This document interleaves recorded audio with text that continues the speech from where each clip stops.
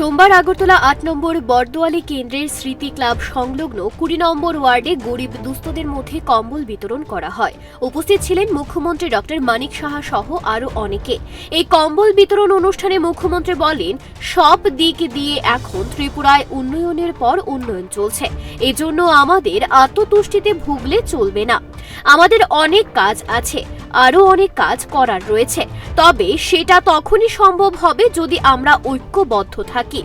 অন্যায়ের বিরুদ্ধে আমাদের প্রতিবাদ করতে হবে। কোনো প্রকার অন্যায়ের সাথে আপোষ করা যাবে না। কোথাও যদি দেখা যায় স্বচ্ছতার অভাব, তাহলে তার বিরুদ্ধে রুখে দাঁড়াও।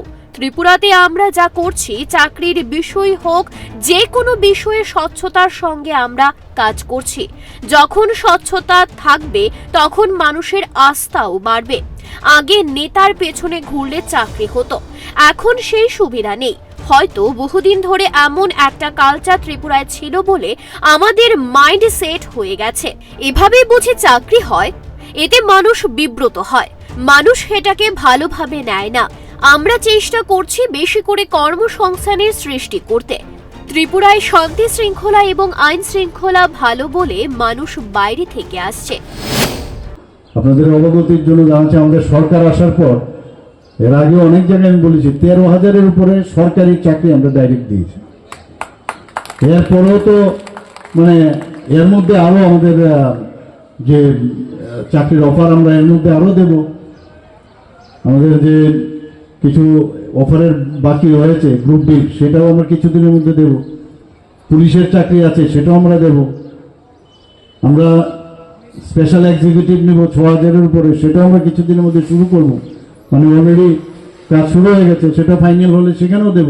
তো একদিকে চাকরি, আবার আরেক দিক দিয়ে যে বিভিন্ন ইন্ডাস্ট্রি, বিভিন্ন যেসব কর্পোরেটররা আসছে এখানে, সেইগুলো যখন বাড়বে তখন মানুষ কাজের জন্য বাইরে আর যেতে হবে না, এখানেই সেটা সম্ভব হবে। এর মধ্যে আমরা 19টা যে আইটিস আছে, আইটিআইস, এই আইটিআইগুলোকে এমন দুর্দশা ছিল সেগুলো, সেখান থেকে পাস করলে প্রায় 15 থেকে 20% অ্যাবজর্পশন হতো, কারণ সেগুলো পুরনো স্টাইলের সব আইটিআই। তো আমরা এর মধ্যে টাটা সাথে আমরা মো করেছি, সেখান থেকে এখন কম্পিউটার বেসড যে মেকানিজম সেগুলো এখন শুরু হচ্ছে এখানে।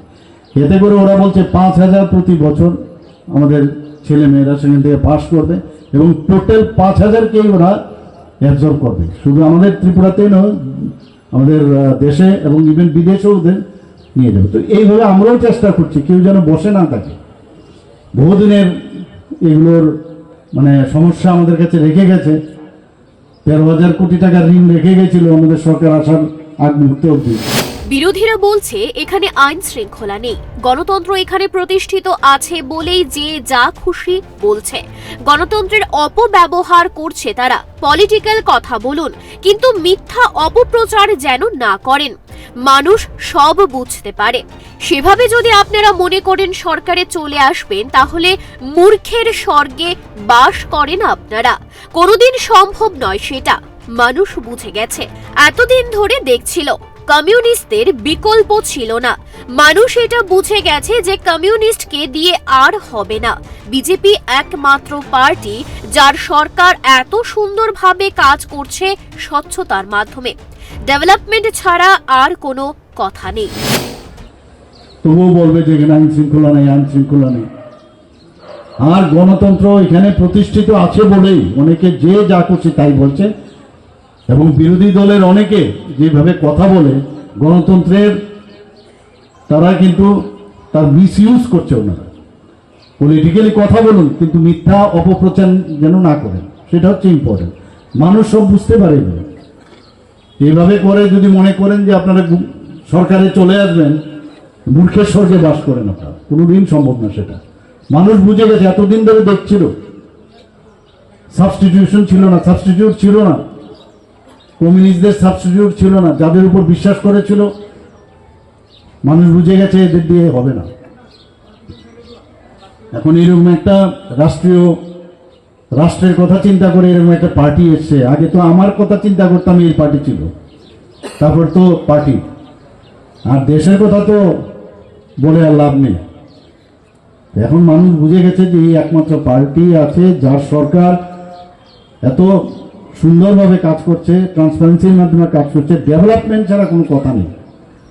আজকে নিরাপত্তার দিক দিয়ে বলুন, এখন অনেক ভারত শক্তিশালী। সমস্যা আছে, সমস্যা থাকবে, কেউ বলতে পারবে না যে সমস্যা হবে না। সারা দেশের মধ্যে আইন শৃঙ্খলা নিচের দিক থেকে তৃতীয় স্থানে রয়েছে ত্রিপুরা। ভারত এখন বিশ্বের তৃতীয় অর্থনৈতিক শক্তিশালী দেশ হওয়ার দৌড়ে রয়েছে। শিক্ষার প্রসার ঘটায় শিক্ষিত বেকারের সংখ্যাও অনেক বেড়েছে। সরকারের দ্বারা সম্ভব নয় কর্মসংস্থান হিসেবে চাকরি দিয়ে এই সমস্যার সমাধান করা। এজন্য প্রয়োজন বিকল্প কর্মসংস্থানের।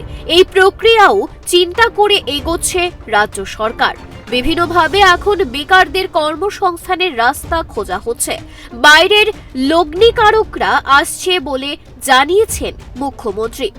টাটার সাথে মৌ হয়েছে রাজ্যের 19টি আইটিআই এর কম্পিউটার বেসড মেকানিজম শুরু হচ্ছে।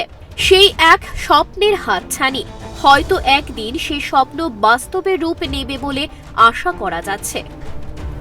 Bureau report, Times 24। স্বর্ণকমল জুয়েলার্সের উইন্টার ফেস্টিভ্যাল 20 থেকে 31 ডিসেম্বর হতে চলেছে বিগেস্ট সলিটার ডায়মন্ড শো, যেখানে থাকবে নর্থ ইস্টের biggest single stone and multi stone large diamond showcase. পাবেন সোনার গয়নার মজুরিতে 20% অফ আর হীরের গয়নার মজুরিতে 100% অফ। তাছাড়াও প্রত্যেকটি কেনাকাটায় শর্ট গিফটস। অফারের দিনগুলোতে প্রতিদিন শোরুম খোলা থাকবে। আজই আসুন আমাদের আগরতলার showroom Hariganga Basak road near Kaman Chowmuhani এবং Udaipur showroom central road opposite Chowk বাজার।